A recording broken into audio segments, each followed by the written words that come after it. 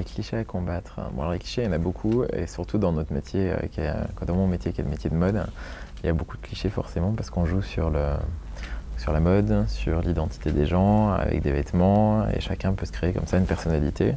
Et du coup, on peut être plus ou moins cliché, les gens vous mettent une étiquette facilement sur le dos parce que vous avez une certaine excentricité, ou pas du tout, ou parce que vous avez décidé un jour de vous habiller tout en rouge, ou de mettre une tenue à paillettes, ou en tout cas d'assumer des choses qui ne rentrent pas forcément dans les grandes lignes de la mode, et puis de ce que les gens assument, ou de ce que les gens revendiquent.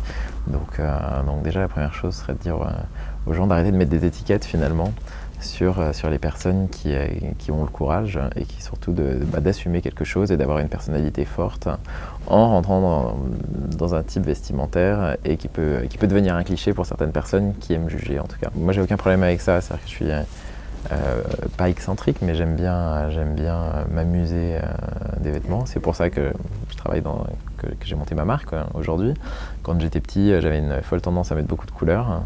Donc on m'appelait souvent le perroquet. mais ça m'a jamais plus gêné que ça. Mais en même temps, ça m'a toujours choqué de voir comme les gens ont besoin souvent de critiquer pour c'est comme une espèce de punition finalement d'être bien dans ses pompes, et de pouvoir s'amuser avec son corps, avec ses goûts, et avec la mode. Pour moi, le cliché, c'est vraiment cette histoire d'étiquette, et finalement tout le monde a tendance à le faire, hein. C'est une espèce d'éducation qu'on a depuis tout petit, où finalement on croise un visage, on voit une attitude dans la rue, ou certains types de personnes, et on leur met une étiquette sur le dos, et en fait ça c'est extrêmement cliché, je trouve. Mais je crois qu'on est tous tentés de le faire à un moment ou à un autre, et on s'en rend même pas compte, c'est ça qui est triste.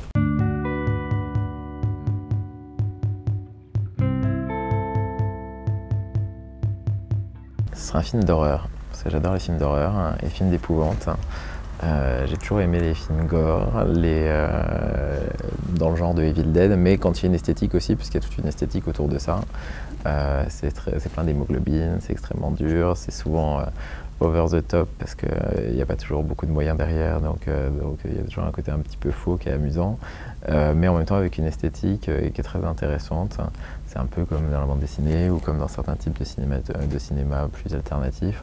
Chacun a sa patte avec ses codes, et je trouve que le monde de l'horreur m'amuse beaucoup. Je sais pas, peut-être mélanger de l'horreur, de l'érotisme et de la mode.